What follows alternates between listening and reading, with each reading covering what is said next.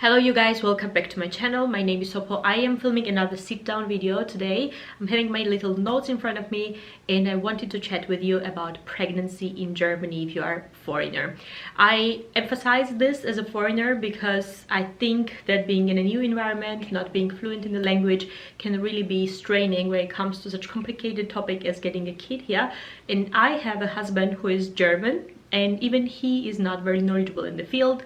We are having our first kid in the coming months. I wish I knew all the things that I want to talk to you about beforehand. It probably would have made a lot of these processes easier. That being said, we have amazing friends here who already have had kids, and as soon as we announced our pregnancy, they have been very helpful, sharing their experiences. But because this first 3 months is often a taboo, and often a lot of people opt to not to talk about it, it becomes even more complicated to get acquainted with the procedures just with a simple Google search. Especially if you're new here or just have moved or you don't have that much of a friends who also have kids, you might need these tips even more. First and the most important thing to know is that there are two important actors that support you throughout your entire pregnancy. One is gynecologist and another one is Hebamme, which translates to midwife. In comparison to the other countries, here you don't have to choose one over the other. In Georgia, midwives are not that very common, so everyone goes to the doctor, gynecologist, and that's the person who is your main contact person for any kind of question. Here in Germany, they really have like separated tasks, so to say, and divide the functions very thoughtfully, so it's even recommended to have both because I don't think that one takes over the role of the other. Well, I personally don't have Hebamme, which is a big problem, but I'm gonna be talking about that a little bit later on. So if you don't have your gynecologist, you definitely have to search one as soon as you know that you're pregnant. Even the simplest Google search might show you in the area where you live where are the doctors located. If you speak only English, it might be a little bit more challenging to find a doctor that provides you the service in English, but I'm sure depending on a city there might be possibilities for that as well. To be frank there, I speak German, but even for me it was very difficult sometimes to understand everything that he was telling me, and especially being pregnant and being on an ultrasound, you want to absorb all the information and understand that what he's retelling. Luckily I was allowed to have my husband with me, which really helped immensely. I did not ask him and ask him over and over the same questions, what is that word or what do you mean by that, but I could afterwards ask my husband what exactly was meant under one statement over another. Saying that, I know that you don't have to feel shy and you have every right to ask your doctor every question you want, but when it's just language related, it can get a little bit more tricky. So I have all the sympathy and understanding for those who feel a little bit insecure speaking or going to the German-speaking doctors, but yeah, sometimes there is not really a choice. About all the tests that the gynecologist does with you, I'm going to be talking in the later point, but I just wanted to quickly say that the Hebamme, the midwife, is caring for you and your baby. Most importantly, that's the person who also follows you throughout your birth period, depending also on the variations of the Hebamme, and most importantly supports you in your postpartum period. So it's called like a Wochenbett period, where the Hebamme usually as well comes to your house, checks on the baby, on you, the progress, if everything is going right, mentally as well, if you're doing fine, and even that small support of saying everything is good or you are doing great job might be really helpful in those moments. I don't have yet kids, but I can only imagine that every word that puts sort of a little tap on your shoulder can be a huge validation in the period of chaos and insecurity that you might have as a new parent. Both the gynecologist and the Hebamme are covered by your insurance, even the state insurance. However, finding Hebamme is not an easy deal, and I'm speaking there from my personal experience because I'm 28 weeks pregnant, as I said in the intro, and I still don't have one. I think I already gave up on the hope that I might get one. I might try it few weeks before my actual birth date because kids never really come on the exact time. The midwife schedules might also change, so I might get lucky and get someone at the very end, but at the moment it looks like this, that I was actually late when applying for getting one. There are different type of platforms called Amelie. There are also different unions which you can contact depending on where you want to give birth. If it's like this birth houses, you can contact them, and they have also their own midwives. So you might be actually lucky, but you definitely have to start searching for one as soon as you are pregnant. And that's something that I did not know, and I wish I knew before this pregnancy. I mean, we all have friends, and as told, they have kids, and they have been very, very helpful, but before you're pregnant, you actually don't really talk about the nitty-gritty details with them. It's a little bit awkward, and it's a little bit obsessive as well to think about such details before you actually know if you are capable to have a kid at all, because it's, yeah, coming from the experience the very first weeks when I was pregnant, I contacted my gynecologist, who gave me an appointment for approximately like 8th week of my pregnancy to do the blood tests to confirm the pregnancy and to see that everything was going fine in terms of like hormonal changes. I think the heartbeat was not yet to be seen, but we decided that we would check that a little bit later.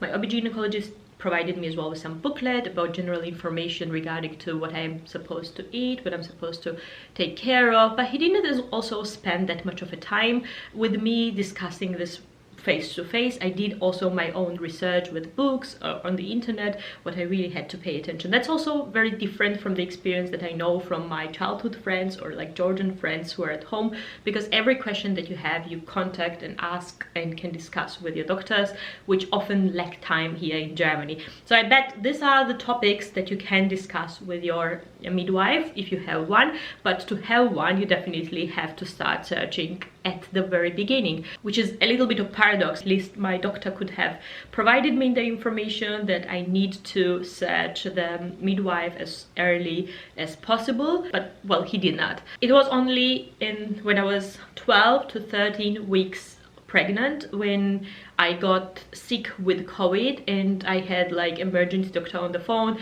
and they were asking me if I already consulted with my midwife. I realized that I did not have one, and I started to search like crazy. I have contacted every single person, whoever has their own platform, their own web page, through Google, through unions, through associations, through birth houses, but it was already too late. All of them were booked out. You can obviously also contact your healthcare provider, and that's what I did as well, but apparently they only have a midwife who is available on phone for an emergency cases once your kid is born, and if you don't have your own midwife, which is better than nothing, but I don't think that it definitely covers what the actual midwife who would be visiting you, checking on everything really, your stitches, or I don't know, your mental state. I don't think that that can be substituted by someone consulting you on the phone whilst your kid is like screaming on the other side. As much as I think that it's a really luxury in terms of a service that is in German healthcare system, that you have such midwife who is financed by your insurance and can support you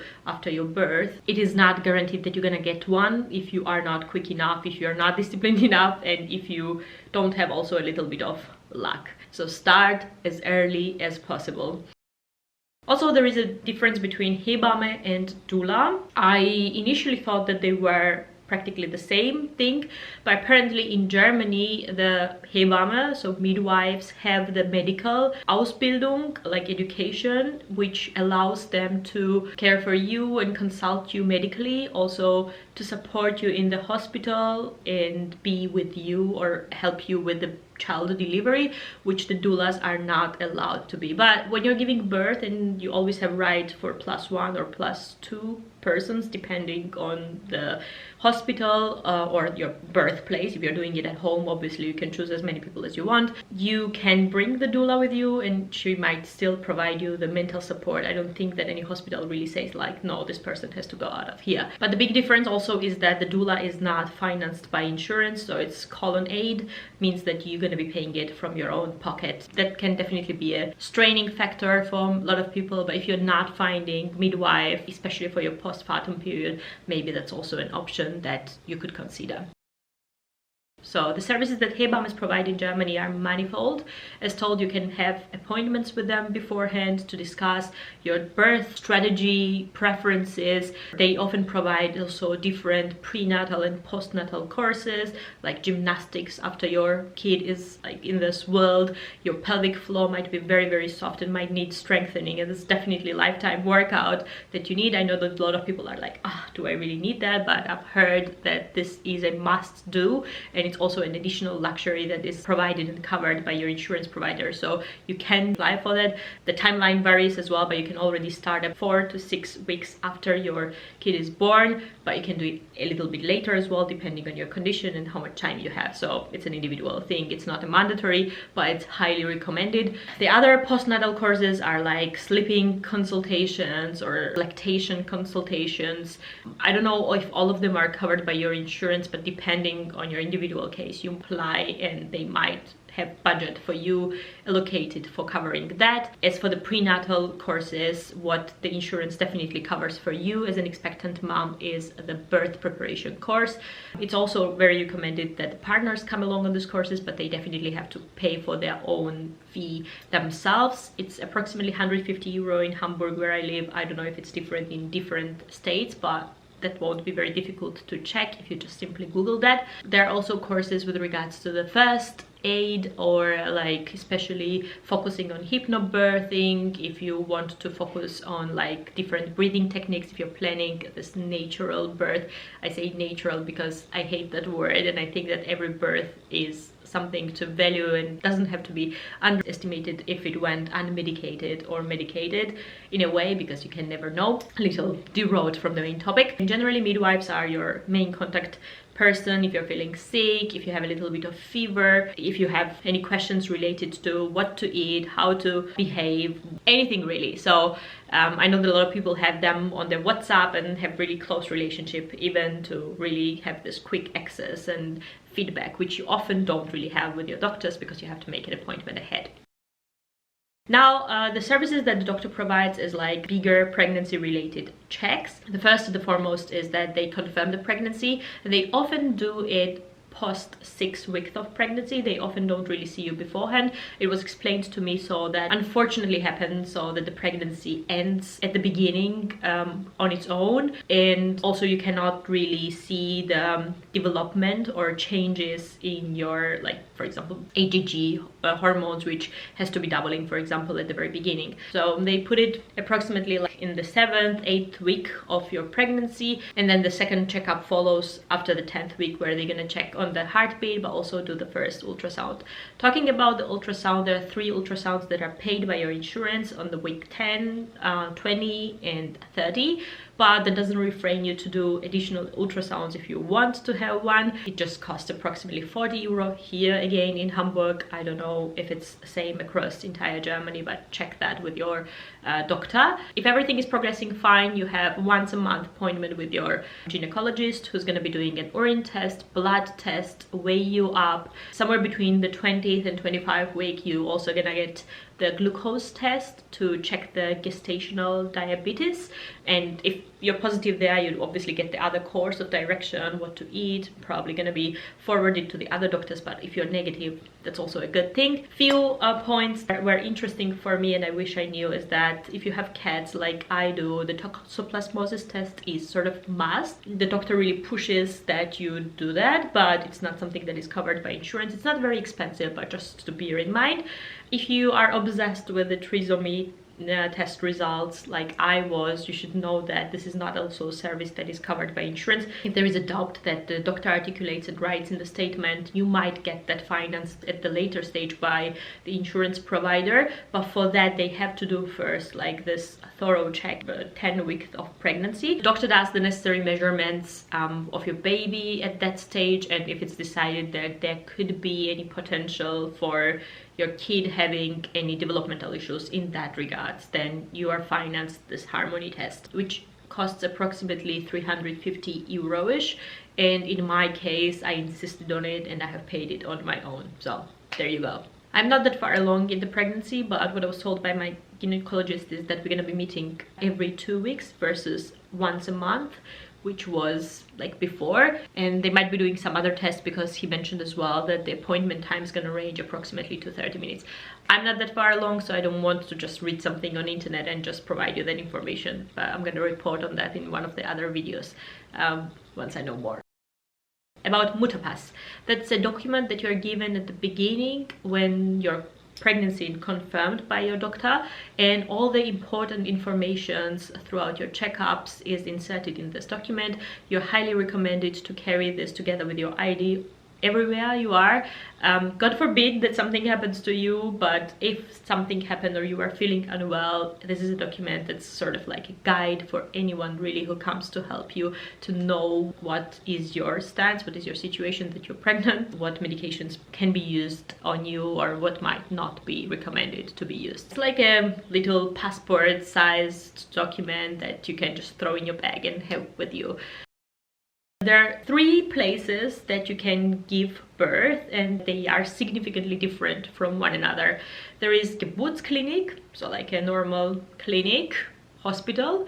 There is kibbutz house, birth houses, and the third one is like home. Starting with the latter, if you're the one who wants to go with birth delivery direction, you definitely have to find midwife who is doing that, and you have to do that also early on. Register. Usually such birth houses, which are in Germany, have the array of midwives, and they exactly know which ones are down to doing home birth. That was never an option for me, so I never considered that. I was a little bit confused between the two. Apparently the difference between the kibbutz house, like birth houses, and kibbutz clinic, like clinic hospital, is that whilst being in a hospital you're surrounded as well with doctors, so in case of emergency and if their involvement is needed, they are there, they have respective equipment.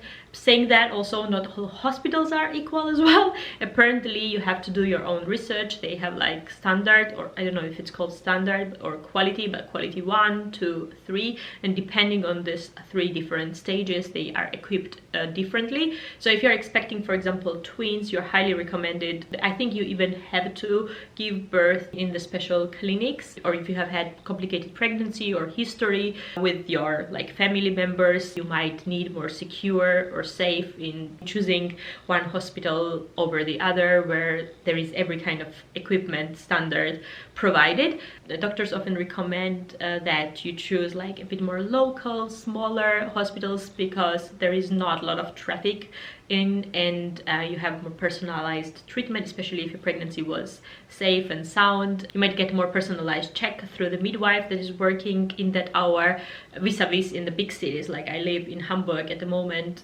where it can happen that you are left alone in the room most of the time together with your partner, waiting for the next midwife to come in and check up on you if you are especially doing the unmedicated birth. So there are pros and cons to everything, obviously, but it's individual choice for everyone to make. But having the information with regards to it is very, very valuable, because you definitely have to choose one place over another early on. There are also open days in Germany where you can come to the hospital. They sort of make a little tour, they explain everything, and you can register yourself or announce that this is your plan A hospital, clinic or birth house. If you are deciding for the birth house, it would be also very sensible to ask how far away it is from the next clinic may the emergency situation occur.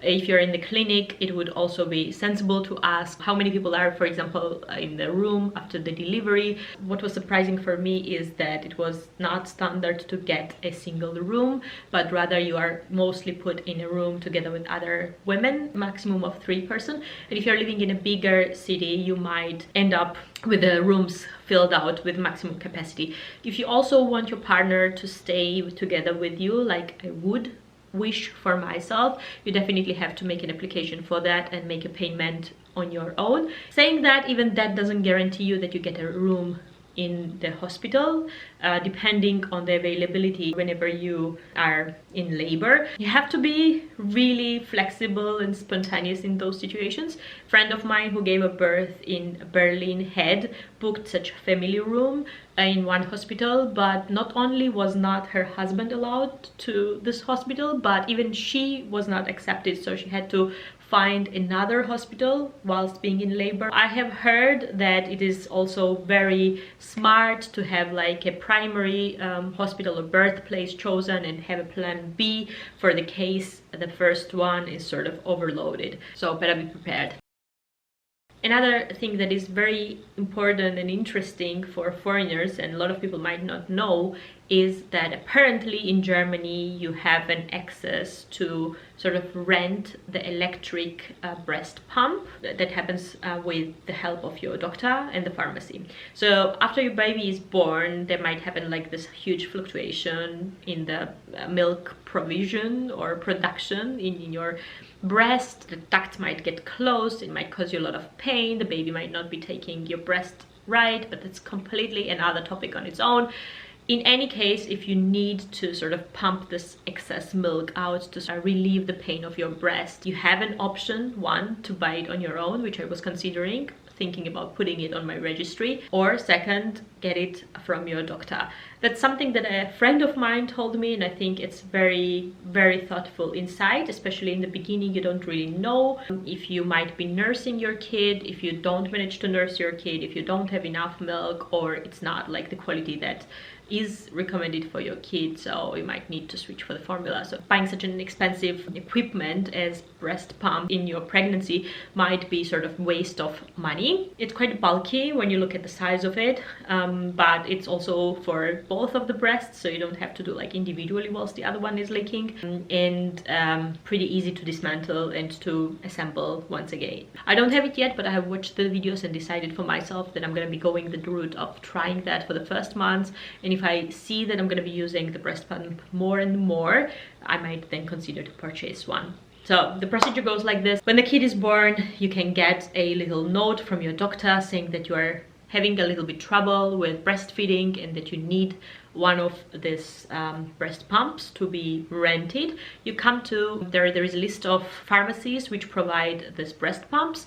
You make the down payment of €100 as like guarantee that you don't run away with this product, and get this breast pump rented for the weeks to come. There are certain ways how you can continue using this product, and then at the very end you return it vis-a-vis getting your money back. So very last point is related to your daycare services. I did not know that, and I'm very grateful that a lot of people have pointed out that we have to start searching for the daycare as early as possible, even though you can only apply to these kitas, as they are called here in Germany, like the daycare, after your kid is born. You can do the research beforehand. You can also insert the possible date, attend the open door days, check out the locations, check out the service providers, and then just like in the university, you make an application. You might be lucky, and you might also very much be unlucky to get a place because they are overrun and they don't have enough personnel and they don't have enough services. A lot of people also choose to pay privately for like Tagesmutter. If you translate that word by word, it translates to day mom, but that's additional costs for you, and you might not be or willing or able to cover them. Making applications at different places and making sure, check up on them, being nice, hopefully can support you in the process of finding a place at the very end. Do that early on. Don't make the same mistake I did with a midwife, because I think this especially can get really problematic if you are bound to a certain kind of income and you need to definitely go back to work, and you might not have anyone actually at hand who's going to be taking care of your baby whilst you are away at work. I hope this video was somewhat useful. I know that I rambled a lot, but that's just the way I speak. I hope you enjoyed watching it still. Please let me know if you have any other questions related to pregnancy, related to my personal stories, related to my symptoms, anything really. I'm gonna be very glad to chat with you, to see your comments. I was also thinking about doing a Q&A at the very end, and I am still collecting the few questions that I've got to do that. If you are not subscribed to this channel, I would be very glad if you support it by clicking the like, subscribe, and also by commenting it. And I'm gonna see you in my next one.